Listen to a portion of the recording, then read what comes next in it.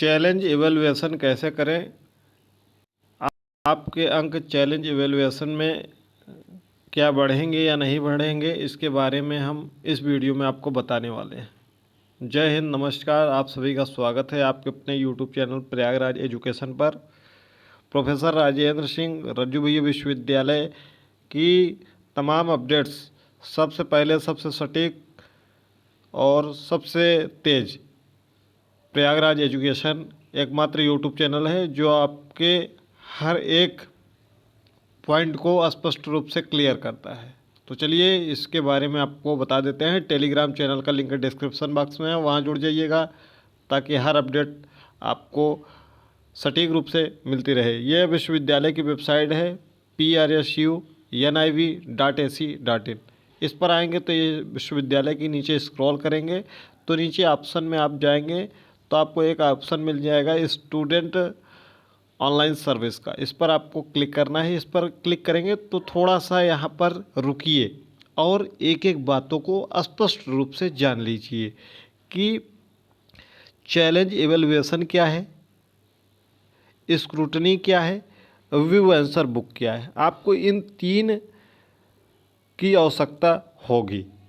Scrutiny के बारे में हमने पहले ही से बता दिया है कि स्क्रूटनी में क्या होता है, कैसे होता है, कैसे आवेदन करते हैं, कितने अंक बढ़ेंगे, कब तक रिजल्ट आता है, इसके बारे में पिछली वीडियो में हमने डिटेल से डिस्कशन किया है। व्यू आंसर बुक की ज़रूरत आपको चैलेंज एवेलुएशन में पड़ेगी। बिना व्यू आंसर बुक के आप डायरेक्ट चैलेंज एवेलुएशन नहीं कर सकते हैं। कारण है कि आपको आंसर शीट देखने के बाद ही आपको क्लियर होगा कि आप चैलेंज करें या स्क्रूटनी करें। स्क्रूटनी के बारे में हमने बता ही दिया है। तो चलिए हम चैलेंज के बारे में बताते हैं। व्यू आंसर बुक के बारे में भी वीडियो चैनल पर पड़ी हुई है। अगर वीडियो पे आप नहीं खोज पा रहे हैं यूट्यूब चैनल पर तो एक प्लेलिस्ट बनी है PRSU रज्जू भैया 2025-26 अपडेट। प्लेलिस्ट में जाएंगे। प्लेलिस्ट में इस वर्ष की 2025-26 सत्र की जितनी भी वीडियो हैं आपको सीरियल वाइज शुरू से लेकर अभी तक की समस्त वीडियो मिल जाएंगी। तो वहाँ पर सर्च कर लेंगे तो मिल जाएगी। वैसे भी आप लिख देंगे व्यू आंसर बुक RTI कैसे लगाएं प्रयागराज एजुकेशन, यूट्यूब पर आपको ये वीडियो सबसे पहले हमारी ही वीडियो मिलेगी। क्लियर। बिना व्यू आंसर बुक के आप चैलेंज नहीं कर सकते हैं। यानी कि कुल मिलाकर आपको 25 रुपये चैलेंज इवैल्यूएशन, आंसर बुक के लिए 300 रुपये, कुल मिलाकर आपको 28 रुपये भुगतान करना होगा, जो कि आपके जेब पर भारी खर्च लगेगा। तो देखते हैं कैसे इसका चैलेंज इवैल्यूएशन करते हैं। आपको चैलेंज इवैल्यूएशन पर क्लिक करना है तो देखिए यहाँ पर एक आंसर बुक का आपको 25 रुपये चैलेंज करने की फीस है। रिक्वेस्ट नाउ पर आपको क्लिक करना है। रिक्वेस्ट नाउ पर जैसे ही क्लिक करेंगे देखिए यहाँ पर चैलेंज इवैल्यूएशन का इंस्ट्रक्शन दिया हुआ है और यहाँ पर कैसे फिल करना है इसको दिया गया है। ये मेडिकल पाठ्यक्रमों का नीचे है। बाकी जो विषम सेमेस्टर के हैं आगे इसी सम सेमेस्टर के जब आएंगे मई जून महीने में जो परीक्षा होगी उसके बारे में भी यहाँ पर आपको जानकारी मिल जाएगी जब वह समय आएगा। तो हम इंस्ट्रक्शन के बारे में कुछ पढ़ लेते हैं कि कैसे क्या होता है। देखिए चैलेंज इवैल्यूएशन के बारे में ये विश्वविद्यालय की आधिकारिक नोटिस है जिसके बारे में इसमें बताया गया आपको। इसके बारे में हम चलिए डिटेल में पहले पढ़ लेते हैं। चैलेंज इवैल्यूएशन 2 चरणों में होता है। चुनौती मूल्यांकन पहले तो होता है कि आपको स्कैन कापी मंगवानी होती है, ठीक है, मूल्यांकन जिसको हम व्यू आंसर बुक और RTI कहते हैं।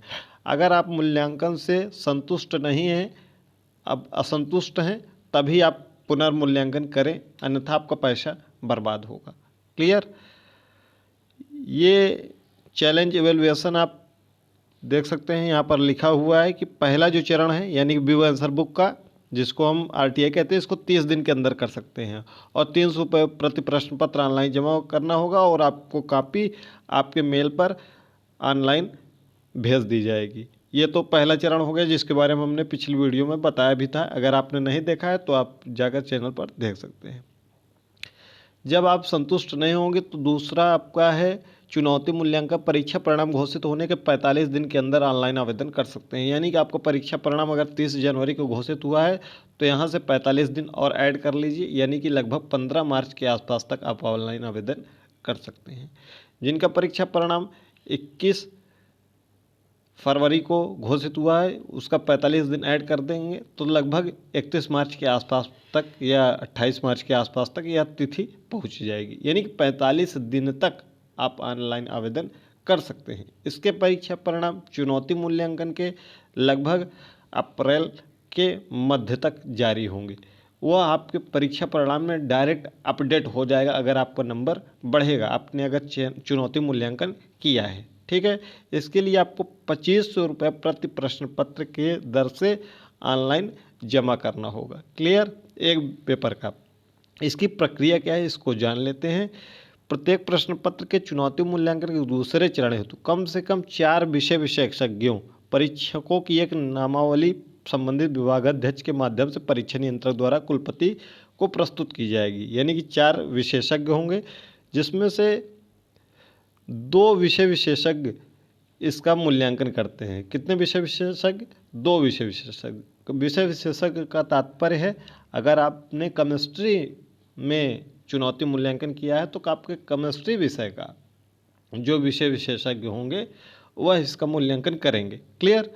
उसके बाद नामित करने का कार्य संबंधित विश्वविद्यालय कुलपति अथवा उसके कुलपति द्वारा गठित समिति द्वारा किया जाएगा। फिर उसके बाद चुनौती मूल्यांकन के लिए उत्तर पुस्तिका के विषय विशेषज्ञ के सम्मुख उपस्थित करने से पहले मूल परीक्षक द्वारा प्रदत्त अंकों के विवरण को छिपा दिया जाता है।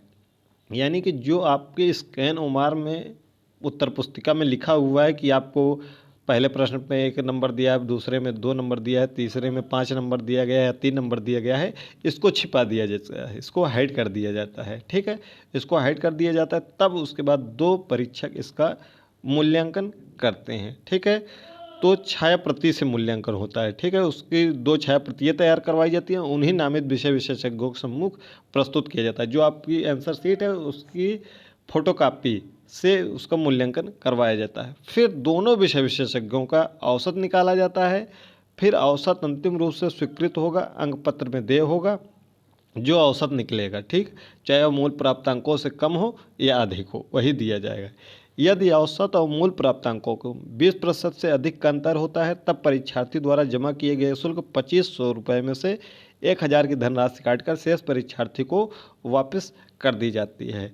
ठीक है, और उसके बाद कार्यवाही क्या की जाती है? चुनौती मूल्यांकन में प्राप्तांक अंकों में 20% से अधिक बदलाव होने की स्थिति में प्राथमिक स्तर पर मूल परीक्षक को नोटिस भेजा जाता है। जो पहले कॉपी का आपका चेक किए हुए होते हैं, ठीक है, वो उनके डिबार वगैरह किया जाता है। उनका कोई बहुत विशेष आपको जानकारी से कोई मतलब नहीं है। तो देखिए इसको समझ लीजिए ध्यान से।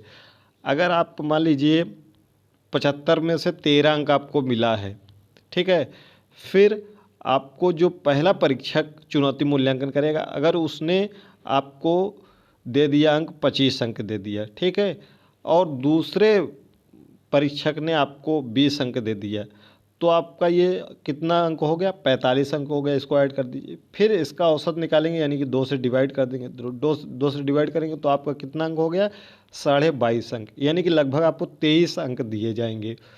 फिर ये 13 अंक का कितना लगभग दुगुना है। ठीक है, तो 20% से अधिक अंक आपके बढ़ रहे हैं तो आपको 1000 रुपये काटकर जो आप पेमेंट किए 1500 रुपये आपके बैंक अकाउंट में जब चुनौती मूल्यांकन का परिणाम घोषित हो जाएगा उसके लगभग 1 से 2 महीने के अंदर ये पैसा आपके बैंक अकाउंट में वापस आ जाएगा जिस बैंक अकाउंट से आपने 25 रुपये का पेमेंट किया होगा। क्लियर। अगर आपके अंक 20% से अधिक नहीं बढ़ते हैं तो आपका कोई पैसा वापस नहीं किया जाएगा। इसका परिणाम जो विषम सेमेस्टर में है इसका परिणाम लगभग अप्रैल के मध्य तक जारी किया जाएगा। अब हम आ जाते हैं चुनौती मूल्यांकन कैसे ऑनलाइन आवेदन करेंगे। तो फिल चैलेंज इवेल्युएशन पर क्लिक करना है। अब यहीं पर ध्यान देना है, आप जो फॉर्म भरे होंगे जो आपने RTI लगाई होगी उसमें RTI का रजिस्ट्रेशन नंबर होगा, इसको यहाँ फिल कर देना है।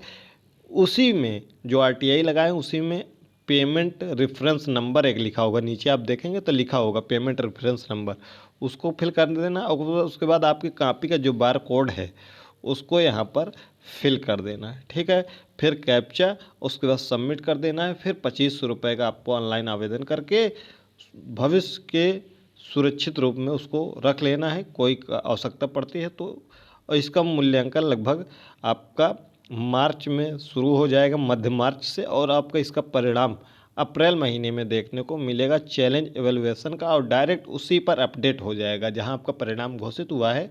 आपको हम टेलीग्राम पर समय समय पर सूचित भी करते रहेंगे कि आपका परिणाम आ गया है चैलेंज एवेलुएशन का, आप चेक कर लीजिए। क्लियर?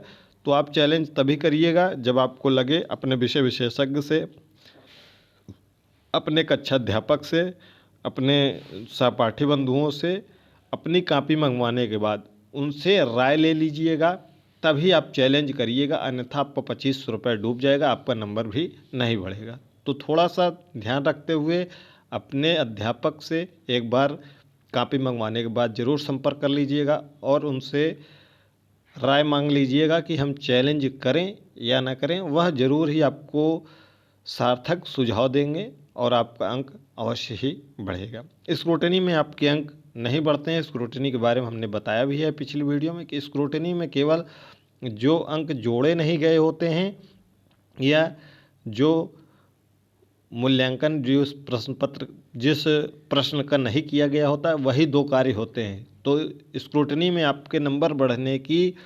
0.1% की संभावना रहती है कि आपके नंबर बढ़ जाए। ठीक है, ज़्यादा संभावना आपकी चुनौती मूल्यांकन आप तभी करेंगे जब आपको लगेगा आपको चुनौती देना है, तभी आप करेंगे। तो उसमें चुनौती मूल्यांकन में हर हाल में आपके अंक बढ़ जाते हैं। इसके आप फॉर्म भर के सबमिट करके पेमेंट वगैरह कर देंगे तो आपको पूरी जानकारी मिल जाएगी।